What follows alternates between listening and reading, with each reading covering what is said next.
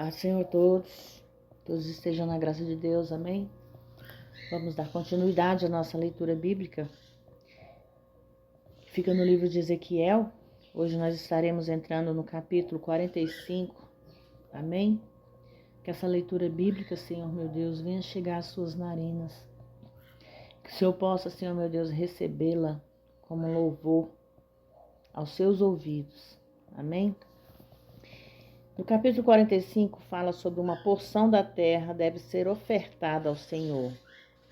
No versículo 1 fala: Quando, pois, repartires a terra por sortes em herança, ofereceis uma oferta ao Senhor, um lugar santo na terra, do comprimento de 25.000 senas e de 10.000 largura.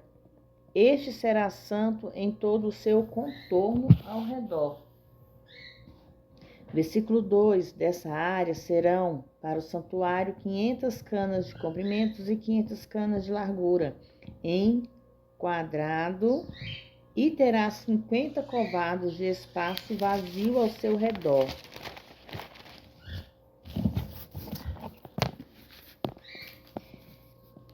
E dessa medida medirás 25.000 canas de comprimento e de largura 10.000, e ali estará o santuário e o lugar santíssimo. No versículo 3. Versículo 4. Este será o lugar santo da terra, ele será para os sacerdotes ministros do santuário que se achegam para ministrar ao Senhor, e lhe servirá de lugar para suas casas e de lugar santo para o santuário. Versículo 5. Terão os levitas ministros da casa por possessão sua, 25.000 medidas de comprimentos e 10.000 larguras para 20 câmaras. Versículo 6. E para a possessão da cidade darei 5.000 canas de largura e 25.000 de comprimento, diante do que apartou para o santuário, o que será para toda a casa de Israel. Irmãos e irmãs, voltando aqui, aos capítulos que fala sobre a medição com o nome cana. Irmão, cana significa metragem das medidas, tá?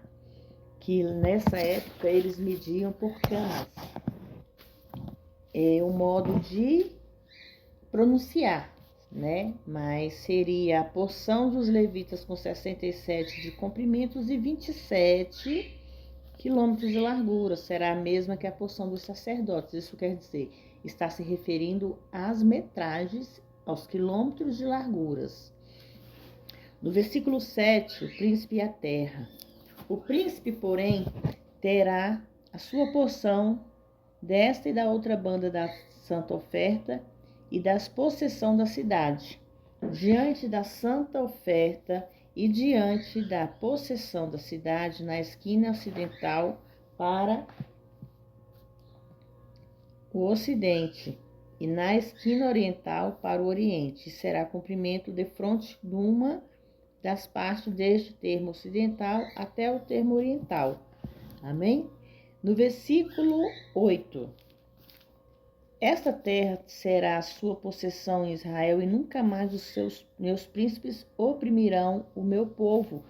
Antes deixarão a terra à casa de Israel segundo as suas tribos. Assim diz o Senhor Deus: basta já, os príncipes de Israel, deixai a violência e a assolação e praticai juízo e justiça. Tirai vossas imposições de sobre o meu povo, diz o Senhor Deus. Versículo 10. Vários outros regulamentos. Os pesos justos. Balanças justas tereis, éfa justos e bato justos tereis.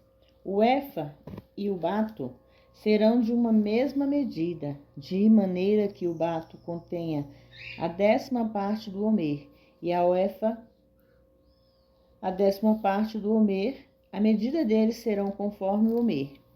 E o ciclo será de 20 geras, sim, 20 cidros, 25 ciclos, e 15 ciclos vos verão de um arratel. A ideia contida nessa passagem, irmãos, no versículo 12, apresentar um sistema de justiça que não pode ser comprado, subornado nem rejeitado. Em outras palavras, não haverá favoritismo. O efa e o bato são o mesmo, sendo de cerca de um bato 37 litros. Um homer ou um coro são cerca de 10 batos, 370 litros. O ciclo, como aqui está representado, teria o valor de cerca de $10.000 na moeda do ano de 2004. No entanto, irmãos, é muito difícil avaliar o poder atual de compra dos dinheiro citado na Bíblia, amém? As ofertas, versículo 13. Essa será a oferta que, a vez de fazer a sexta parte de uma efa da cada homer de trigo e a sexta parte de um efa da cada homer de cevada. E quanto ao estatuto do azeite, será que oferecereis um bato de azeite, que é da 10ª parte de um coro, que é o homer, de 10 batos, porque 10 batos fazem um homer. E um cordeiro de rebanho, cada 200 da terra mais regada de Israel, para ofertar os manjares e para holocaustos, para sacrifício pacífico, para que façam expiação por eles, diz o Senhor Deus. Olha só, tá vendo? Lá já se tem aqui outra palavras, né? O efa e o homer. O homer, que significa valores, irmãos. São os valores, né, que naquela época se falaram. A palavra oferta significa o que é oferecido como sacrifício ou dádiva a Deus. As quantidades aqui representadas ou a equivalente em dinheiro deveriam ser entregues ao santuário por todos os israelitas para poderem sustentar o governante de Israel. São as ofertas oferecidas, né, aos altares do Senhor Deus. O resumo do culto milenário e eterno. Versículo 16. Todo o povo da terra concorrerá para essa oferta para o príncipe de Israel. E o príncipe estará a cargo dos holocaustos, dos sacrifícios da libação, das festas solenes, das luas novas, os sábados e todas as festas da casa de Israel. Ele fará expiação pelo pecado e a oferta de manjares e o holocausto, os sacrifícios pacíficos para reconciliação pela casa de Israel. As ofertas em certos dias santos. Versículo 18. Assim diz o Senhor Deus: no primeiro mês, no primeiro dia do mês, tomarás um bezerro sem mancha e purificarás o santuário. E o sacerdote tomará o sangue do sacrifício pela expiação e porá dele nas ombreiras da casa e nos 4 cantos da área de altar e nas ombreiras da porta do átrio interior. Assim farás, versículo 20, farás também no 7º dia do mês, pelos que erram os pelos simples, e assim expiareis a casa. Olha só, irmãos, nesse versículo 19 e 20 aqui, nós vamos puxar ali, ó, na mente, que fala sobre as ofertas de Jó. Que Jó, desde o primeiro dia do mês ao 7º dia, ele ofertava pelos pecados dos filhos, porque ele sabia que os filhos eram pecadores e ele fazia aquela oferta no 7º dia para a salvação das almas dos filhos deles. Ele buscava a Deus e entregava a Deus seus filhos, porque sabia que seus filhos faziam errado. Então aqui como fala, assim farás também no 7º dia, que aqui vem, tomarás o sangue do sacrifício e porá dele as ombreiras e no 4 cantos da área do altar, as ombreiras do átrio, do átrio, né? Aí é até ao 7º dia. Então diz aqui que é do primeiro dia do mês ao 7º dia. Pelos que erram, fala daqueles que se desviam do caminho, tá vendo aqui? Reto por ignorância e estutícia. Os simples são aqueles que, por qualquer que seja a razão, não entendem plenamente as ramificações de suas ações. Essas passagens nos mostram o quão absolutamente o Senhor aborrece o pecado e, portanto, a absoluta perfeição exigida, visto que isso é impossível até mesmo para o homem redimido, não ainda no seu estado glorificado. A provisão é feita aqui. Versículo 21. No primeiro mês, do dia 14 do mês, tereis a Páscoa, uma festa de 7 dias, sempre 7. Vocês podem observar que na Bíblia, quase todas, quando lemos a palavra, sempre fala no número 7. São 7 dias, ou 7 meses, ou 7 anos. As duas festas da Páscoa dos Tabernáculos serão marcadas pelas ofertas sepítuplas, em contraste com as duplas do Levítico. Versículo 22. E nesse mesmo dia o príncipe preparará por si e por todo o povo da terra um bezerro de expiação pelo pecado. Versículo 23. E nos 7 dias da festa prepararás um holocausto ao Senhor, e 7 bezerros e 7 carneiros, sem mancha. Durante os 7 dias o sacrifício da expiação e um bode cada dia. Versículo 24. Também prepararás uma oferta de manjares, um efa por cada bezerro e um hin de azeite por cada efa. No 7º mês do dia 15 do mês da festa farás o mesmo todos os 7 dias, tanto no sacrifício pela expiação como o holocausto e como a oferta de manjares. Irmãos, nós vemos aqui que fala muito sobre o número 7, né? As duas festas da Páscoa e dos Tabernáculos serão marcadas pelas ofertas sepulcras, em contraste com as duplas de Levítico. E isso porque essas ofertas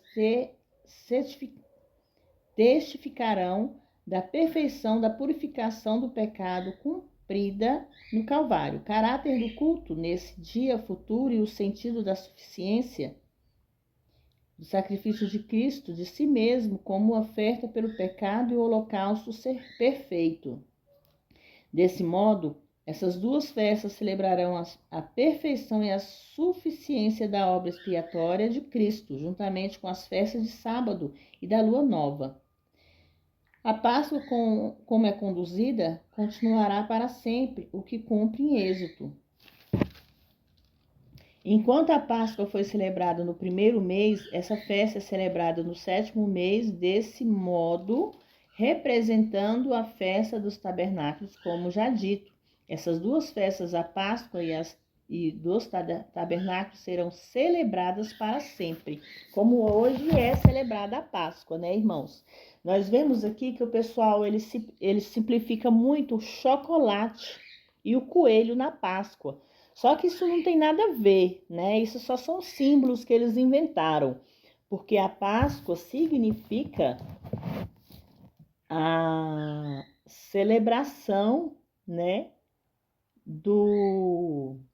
representada pela festa dos tabernáculos. Essas festas e os tabernáculos eram oferecidas ao Senhor, porque não foi o chocolate que nos salvou, foi o sangue de Cristo, né? Não foi o coelho que nos salvou, foi o nosso Cordeiro, Jesus Cristo. Foi Ele que se sacrificou, foi Ele que se ressuscitou por nós, foi Ele que fez o bem para a humanidade e continua fazendo, né? Então, que nós possamos entender na palavra que a Páscoa é uma festa santa, mas é uma festa oferecida a Deus. Não é a coelho, não é a chocolate, não é nada disso. É a Deus. É uma festa que a gente tem que orar, que a gente tem que interceder, que a gente tem que buscar e pedir perdão por todos os nossos pecados. Porque Deus, Ele mandou seu único filho à terra para ser homem. Ele viveu entre os homens, ele cresceu. Ele foi aquela luz no mundo, né? Desde quando era humano, ele trouxe a palavra, ele sempre trazia a palavra àqueles que não conheciam, àqueles que eram cegos na fé. Então, assim somos nós hoje, nós temos que buscar a palavra, nós temos que discerni-la, nós temos que buscar aquelas pessoas que são cegas na fé, alcançar aquelas pessoas que estão perdidas pelo mundo, que não conhecem a palavra. Nós estamos nessa terra para isso, para fazer o bem, para levar a mensagem de Deus. Então, que Deus possa abençoar a vida de vocês, que Deus possa levar providência no celeiro de vocês e que Deus possa sempre, sempre estar guiando os passos de cada um de vocês, amém? Vamos orar, vamos buscar mais, vamos interceder mais, vamos levar a palavra àqueles que não conhecem, àqueles que são cegos na fé. Vamos tentar, né, com Deus, fazer com que eles enxerguem a luz divina. Porque nesse mundo que nós vivemos hoje, irmãos, existe muita maldade. Nós estamos vendo maldade todos os dias. Mas no nosso coração nós temos que buscar a Deus. Senhor, perdoa, Senhor. Tenha misericórdia, Pai. Nós não sabemos o que está acontecendo, mas o Senhor sabe. Deus sabe todas as coisas, irmãos. Então não vamos entrar em contradição e pensar, por que se tem Deus? Por que Deus não protege? Por que Deus não faz? Por que Deus não olha? Irmãos, Deus faz, Deus protege, Deus olha. O problema não está em Deus, o problema está na humanidade. A humanidade que quer viver o pecado, quer viver no pecado. Então, que nós possamos vigiar mais, que nós possamos buscar mais a Deus para que o pecado se afaste de nós. Amém? Fiquem todos na paz do Senhor, que Deus abençoe a vida de vocês. Uma notícia que eu tenho aqui para dar a vocês, eu estou muito feliz porque meu canal está faltando muito pouco inscritos para chegar em 1000 inscritos. Que vocês possam me ajudar se inscrevendo neste canal, compartilhando e me ajudando a chegar a 1000 inscritos para que eu possa começar a criar vídeos para crianças. Eu quero fazer algo infantil aqui no meu canal. Amém? Fiquem todos na paz do Senhor.